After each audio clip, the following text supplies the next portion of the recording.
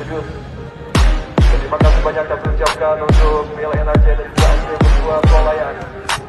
Terima kasih kami ucapkan kepada seluruh anggota Osgat Resor Kota Banda Aceh, juga Presi Kota Banda Aceh. Kami informasikan kepada penonton supaya tidak seputar turnamen Masa Kelas Junior Cup 2025 untuk dapat di follow Instagram dan TikTok Masa Kelas dan juga Bola Aceh. Jangan sampai ketinggalan supaya tidak tertinggal berita tentang turnamen Masa Kelas Junior Cup 2025. Juga kami informasikan untuk pertandingan besok nanti di babak pertandingan